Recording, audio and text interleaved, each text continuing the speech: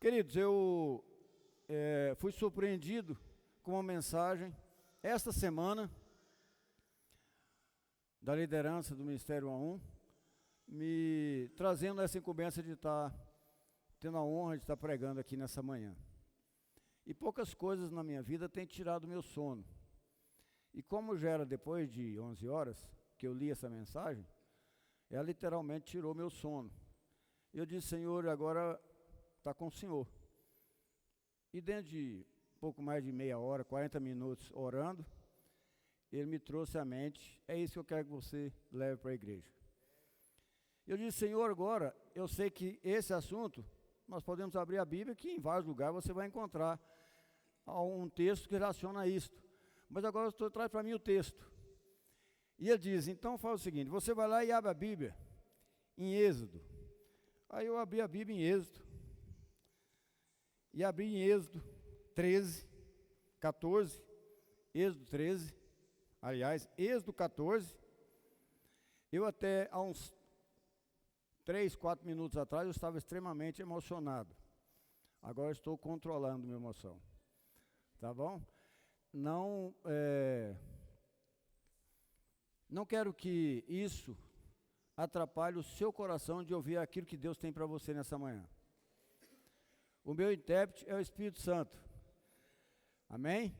Então eu quero que você ouça o que eu estou dizendo, não olhando para mim, mas veja para o que Deus tem para você nessa manhã. E nós vamos aprender juntos aqui nesse dia, nessa manhã. Então, Êxodo, no versículo 15 de Êxodo 14, diz assim: disse o Senhor a Moisés: por que clamas a mim? Diz aos filhos de Israel que marchem. Diz aos filhos de Israel que marchem. Fazer uma oração, queridos? Senhor nosso Deus, obrigado. Obrigado porque é maravilhoso poder estar reunido nesse lugar, como igreja do Senhor. É muito bom estar aqui, por isso eu te sou muito grato por isso. E eu te agradeço, meu Senhor, pela presença de cada querido irmão. E eu te peço, Pai, use o Espírito Santo do Senhor para falar aos nossos corações agora nesse momento. Tudo que vai ser dito possa ficar gravado e que nós possamos sair daqui, não exatamente como entramos, mas com o coração tranquilo, em paz, porque nós temos um Deus maravilhoso. E eu te peço em nome de Jesus, que tudo isso fique gravado e que nós possamos ter o propósito de colocar em prática. Obrigado, Senhor. Perdoa os meus pecados. Amém. Queridos, eu conversando com a Júnia, minha esposa, e eu conversando com ela, disse: eu me lembro que quando eu estava na escola, isso há um bom tempo, eu aprendi de que a professora falava de oração. Mencionava um texto, uma frase qualquer, e aquilo era denominado como uma oração. Aí eu conversando com alguém que me entende infinitamente mais do que eu da língua portuguesa, ele diz: para que haja uma oração, para que esse texto ou essa frase seja mencionado como uma oração, tem que haver um verbo. Tem que haver um verbo. E verbo é ação. Verbo é ação. Não estou aqui dando aula de português. Aliás, o meu português vai doer muito no seu ouvido. Mas converse com o Espírito Santo aí, e ele vai interpretando, tá bom? E vai trazendo clareza ao seu coração. Então, queridos, eu aprendi e relembrei de que oração, para ser uma oração, um texto, tem que haver um verbo, e o verbo é ação. Se não houver uma ação, então não houve ali, esse texto não é uma oração, ou essa frase não é oração. Não é? Eu estou, eu fui, eu vou, eu irei, eu fiz, deixei de fazer. Então, você só entende como oração quando há um verbo, e esse verbo, claramente, para quem são os professores de língua portuguesa aí, sabe que é ação, é o movimento, aquilo tem que acontecer, ou deixar de acontecer, mas tem que haver algo que mostre que aquilo aí é uma ação de um lado ou do outro. Mas deixando a língua portuguesa de lado, queridos, esse texto que nós lemos, todos os conhecedores da palavra aí, que já leram e releram a Bíblia várias vezes, conhecem a história. Temos ali a Ana, que é professora, né, do Velho Testamento, conhece a história e sabe exatamente em que parte da história está inserido esse texto. O povo de Deus, com o coração muito duro, mas Deus tinha um propósito para aquela igreja, Deus tinha um propósito para aquele povo. Nada acontecia por acaso, Deus tinha algo a mostrar, principalmente para deixar, para que pessoas como nós deveríamos ter acesso e aprendêssemos com eles. Então, queridos, o que foi escrito, aconteceu naquele momento ali, foi escrito e deixado para nós, foi algo de extraordinário. E eu lendo e relendo esse trecho, de Êxodo 14, todo o texto, e vendo assim a perseguição de Israel, depois nós vemos ali a passar pelo rio, pelo mar, e até terminar o versículo 16, e depois os egípcios, né, que foram todos tragados pelo mar. Então a igreja foi retirada, todo o povo de Israel do Egito, e deu a entender de que seria maravilhoso se Deus conduzisse aquele povo numa estrada maravilhosa, né, num carro com ar-condicionado, seria muito bom, como nós viemos todos para cá, passamos por aqueles constrangimentos ali, aquele tráfego terrível de ontem, mas estamos aqui todos bem, maravilhoso, com um carro bom, o motorista é bom, não é? Porque ele dirige toda a nossa vida, dirige os carros, mas o povo foi tirado do Egito e levado para uma terra, para você chegar numa terra e passar por uma região, e Deus tinha um plano, naquele momento, Ele falou, aqui eu vou usar o meu povo, para mostrar para a eternidade, mostrar para a humanidade quem sou eu. Depois de ter já feito isso no Egito, né? Lembra das 10 pragas? Então depois de tudo aquilo, chegou o momento, e o povo reclamando, Senhor, reclamando para Moisés, você nos tirou lá do Egito para morrer aqui no deserto? Será que não tem sepulcro para todo mundo lá? Será que não tem cemitério que cabe esse povo todo lá? Agora nós vimos para morrer no deserto. E Moisés conduzindo aquele povo e falando com o Senhor, e insistindo com Deus, e agora o que eu faço com esse povo todo? E o que aconteceu? Deus endureceu o coração de Faraó e diz, olha, pega toda a sua armadura, todos os seus cavalos, tudo que você tem, e vai perseguir o povo que eu retirei aqui do Egito e levei, que hoje estão prestes a encarar o mar. E Deus deu exatamente a localidade, eu quero que vocês acampem no determinado local. Deus deu até a rota, deu exatamente onde era para que eles sentassem, e olha aqui, eu quero que vocês acampem aqui. Vindo então, Faraó, com toda a sua potência, ele falou, então aqui agora nós vamos chegar, tem o mar na frente, claro que aqui agora está tudo, estão nas nossas mãos. Lembre-se que o anjo do Senhor estava todo o tempo com eles. Havia uma nuvem, e havia uma luz que à noite clareava para que eles andassem à noite, e uma nuvem que os protegia do calor, e ali era a presença de Deus. E no momento que o povo de Deus olhou para trás e viu todo aquele exército vindo, eles disseram, agora está tudo perdido, está tudo perdido. Por quê? Porque nós não temos capacidade de encarar toda essa armação que está vindo contra nós. Deus fez com que a nuvem ficasse entre eles e o exército, para que eles não pudessem ver o exército, para que eles acalmassem o coração. Acalma o coração, eu estou aqui. E Moisés, conversando com Deus, disse, Senhor, nós estamos nas tuas mãos.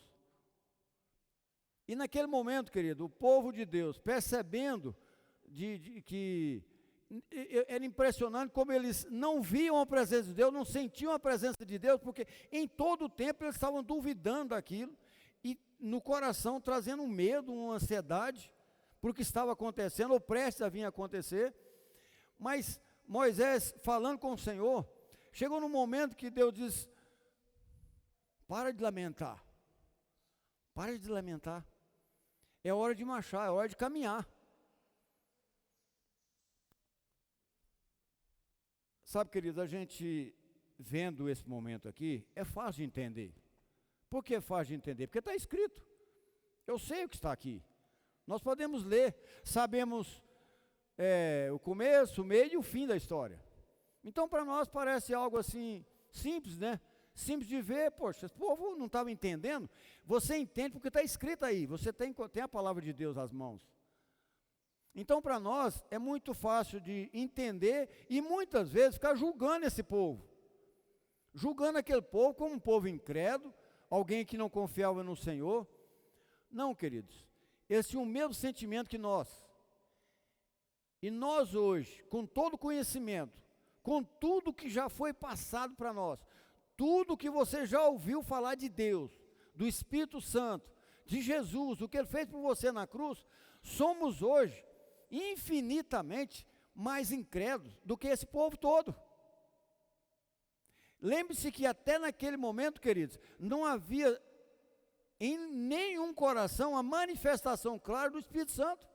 Jesus ainda não tinha vindo, Jesus ainda não tinha passado pela cruz. Eles conheciam Deus pelas ações, pelos milagres. Quando eles mencionavam Deus, diziam, os deuses dos meus pais, os deuses de fulano, o Deus de fulano, o Deus de ciclano. Porque eles conheciam Deus, muitos, de ouvir falar, ou pelos milagres que aconteciam, mas às vezes, que ele lembra lá das 10 pragas, quando acontecia algo maravilhoso, um milagre do Senhor, mas o que acontecia, vinha alguém enviado escolhido pelo rei, vinha e muitas vezes fazia algo parecido, ou igual. Leia Êxodo, você vai voltando aí e vê o que acontecia. Então, para aquelas pessoas, e agora? Agora fica em dúvida, é Deus ou não é Deus que fez isso? É o meu Deus, é o Deus dos meus pais que fez esse milagre ou não? Então o que acontecia, querido, é que aquele povo não era nada, nem um milímetro mais incrédulo do que eu. E não tinha um coração nem um pouquinho mais duro do que o meu. Aliás, o meu é muito mais duro que o deles. Porque eu conheço a palavra, eu conheço o começo, o meio e o fim dessa história. E muitas vezes, tem as mesmas atitudes que eles. Tem as mesmas atitudes. E quantos de nós aqui, já chegamos de frente ao mar, e atrás, eu olhar para trás e está um exército querendo acabar comigo e com a minha família? Quantos de nós aqui? Eu nunca. Eu nunca passei por essa situação, querido, que aquele povo, aquela igreja, naquele momento estava passando. Então, queridos, eu posso entender a aflição daquela igreja, a aflição do que eles estavam passando, o constrangimento de falar, Senhor, nós saímos daquele lugar, e então chegaram ao ponto de desejar estar lá, sendo escravizado, porque eles estavam vendo, não tinha perspectiva, não tinha horizonte. Agora queridos, eu que tenho uma vida maravilhosa, Deus tem sido gracioso com a minha vida desde quando nasci. O Espírito Santo tem cuidado de mim em todo momento da minha vida. Deus tem cuidado de mim. Eu conheço e sei quem é Jesus. Sei o que Ele fez por mim. Eu conheço a sua graça porque ela me atingiu. Então, queridos, que eu sou melhor do que aquele povo que nós classificamos como um povo do coração duro, um povo incrédulo. Sou muito pior do que eles. Mas sabe, queridos, eu entendo. Mas chegou um momento, queridos, de que aquela igreja reunida de frente ao mar, e Deus teve o discernimento claro, porque é o Senhor, de protegê-los até na visão, para que eles não enxergassem quem estava vindo atrás, para que eles calmassem o coração. Chegou num momento de tranquilidade e paz, aqui agora estamos tranquilos. O Senhor está sobre nós, protegido pelo Senhor. Eu acho, podia ter uma conversa entre eles lá, mas o Valério estava lá, nós conversamos. Não, Valério, eu acho que agora estamos tranquilos. Por quê? Não, eu não estou vendo mais o exército, você está vendo? Não estou vendo. Aí o Cláudio diz, não estou vendo mais o exército. Então voltaram, desistiram de nós. Agora está tudo bem, então, está tudo tranquilo.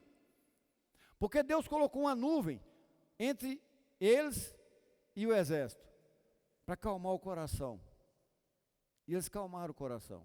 E ficou numa situação tranquila. Por quê? Aqui agora está tudo bem, se o Senhor quiser, nós chegamos na terra prometida. Tem lugar melhor do que esse? A presença do Senhor, o cuidado dele, livre do exército que vinha para nos destruir. Temos até o mar na frente, não é? Que é um lugar gostoso. Sempre que quem vai no mar gosta de estar ali, vendo aquelas ondas e tal. Então eu estou dizendo, queridos, que chegou num momento de conforto, tranquilidade. Um certo conforto, vamos dizer assim. Sabe, queridos, eu com a minha pequenez e com a minha dureza de coração, eu abracei esse conforto, estou nele. Estou tranquilo. Eu conheço Deus. Eu sei quem é Jesus. O Espírito Santo está no meu coração e fala comigo toda manhã, todos os dias. Eu coloco o joelho no chão e ele fala claramente. Por isso eu tenho um dia maravilhoso. Então, aqui cheguei, estou na terra prometida. Cabeceira Grande, Fazenda Martins. É ali a terra prometida. A presença do Senhor, não falta alimento. Não tem ninguém para vir, um exército nenhum para me derrubar. Minha família está sendo cuidada pelo Senhor. Está maravilhoso. E eu entrei numa zona de conforto que está tudo muito bom aqui. Aí Deus vem e diz assim, mas não é aqui que eu quero vocês. Tem uma terra melhor do que essa. Tem um lugar melhor do que esse. O que eu prometi para eles, para vocês, está longe de ser aqui. Está longe de ser aqui. Então vocês, em vez de ficar o tempo todo aí lamentando e chorando, as mínguas, ai, o meu carro que é velho, e isso, o Senhor, da hora eu estou andando a pé, minha família toda, você podia providenciar pelo menos uns camelos, uns jumentos para nós acabar de chegar, mas esse monte de gente a pé aqui, está difícil e tal. Em vez de vocês ficarem lamentando, o que Deus diz para o povo? Marcha! Vamos, gente, levanta a cabeça! Não é aqui que eu prometi para vocês, aqui não é a terra prometida, aqui não manda leite e mel. Tem uma terra melhor do que essa. E um detalhe, esse lugar não é de prioridade dessa igreja. Eu tenho mais pessoas, e eu preciso que vocês marchem, para que mais pessoas me conheçam, e recebam a presença do Espírito Santo, e recebam a ação de Deus, e conheça Jesus, para que quando essa igreja chegar na terra prometida, mais pessoas que Deus escolheu, esteja lá com essa igreja, faça parte dela. Então pare de lamentar, para de ficar aí o tempo todo lamentando, marche. Aí eu disse, Senhor, eu devo estar parado há alguns anos. Por quê? Porque eu estou muito bem com a minha igreja, e dentro da minha igreja tem sempre umas picuinhas. O Danilo agora não está falando com o Valério. Tem que ir lá acertar a conversa deles. Porque agora a Bahia está passando por uma luta lá, nós temos que ir lá ver o que tem que fazer. Vamos ver o que faz lá. Agora a Cabeceira Grande está passando por uma luta. Agora é o Naí que está lá construindo, está lá com barraquinha assim. Agora é o Ministério 1 do Jardim Botânico que estão lá. Sabe, queridos, nós estamos numa zona de conforto, preocupado com o que está acontecendo ali na minha porta, aqui do lado, esquecendo do que tem depois do mar. O que tem para nós depois do mar, querido, é infinitamente melhor do que nesse lugar onde estamos. Não podemos ficar parados, cuidando daquilo que Deus já prometeu para nós. O texto que nós escolhemos para que a igreja leia, é um texto já conhecido e muitos sabem de cor. Puxa, o que é 10 minutos? Que eu comecei a falar, não é? Então, queridos, o que eu tenho para dizer para a igreja é o seguinte, é que o texto que nós escolhemos para durante esses dias, para que a igreja decore, que está em 2 Crônicas, diz, se o meu povo que clama, o meu povo que se chama pelo meu nome, se humilhar e orar, e me buscar e se converter dos seus maus caminhos, então eu ouvirei do céu, perdoarei os seus pecados e sararei a tua terra. Estarão abertos os meus olhos e atentos os meus ouvidos à oração que se fizer neste lugar. Queridos, quando você coloca o joelho no chão e entrega a vida dos seus filhos, a vida da sua igreja, a vida da sua família, a vida do seu patrão, do seu funcionário na mão do Senhor, Ele diz, levanta e marcha, porque você já entregou. Você já entregou, então levanta e marcha, meu querido. Para de ficar aí cuidando daquilo que já está sob o meu controle. E nós estamos aí, sem fazer nada. Eu não quero perguntar para não entristecer ninguém. Em 2020, quantas pessoas você discipulou? Para quantos você pregou o evangelho? Essa peste não deixou? Então vou dizer uma coisa para vocês, queridos. O inimigo vai mandar muito mais peste para calar sua boca. Então nós não podemos nos silenciar, queridos, diante de enfermidades, de pestes, seja lá o que for. Lembra dos versículos que antecedem esse texto lido? Quando eu enviar pestes para a sua terra, Deus às vezes precisa mandar as pestes, né? Ele precisa de mandar, enviar doenças, pestes, tristeza, isso e aquilo. Para quê? Para que você humilhe-se na presença dele. Não é isso que está em 2 Crônicas, que antecede esse versículo lido? Sabe, queridos, então eu sugiro à igreja que quando você voltar para o seu quarto agora, coloque o joelho no chão e agradeça a Deus pela vida que você tem e por essa enfermidade que veio, porque isso nos trouxe mais para perto de Deus, isso pode ter nos afastado um do outro, mas não da presença do Senhor, porque isso o inferno não consegue, queridos, isso o inferno não consegue. Então para de lamentar, meu querido. Pare de ficar esperando que os pastores falem. Queridos, nós já estamos cheios da palavra.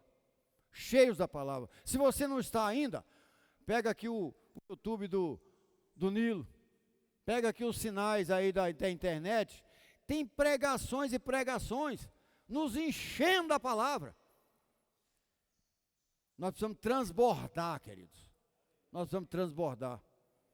Mas sabe, queridos, nós não podemos voltar desse congresso com a mesma ideia que viemos. Eu estou abatido, eu estou meio assim, eu não estou podendo mais, porque é da enfermidade, por isso, por aquilo e tal. E cada um tem suas coisas. Cada um tem seu quintal para cuidar, cada um tem sua vaca de leite para tirar, cada um tem seu milho para plantar, cada um tem seus recursos para ser, sabe? E tudo isso, queridos, Deus nos promete que nos dá enquanto dormimos. Então, enquanto você estiver acordado, queridos, faça uma coisa, prega o evangelho, discipule pessoas.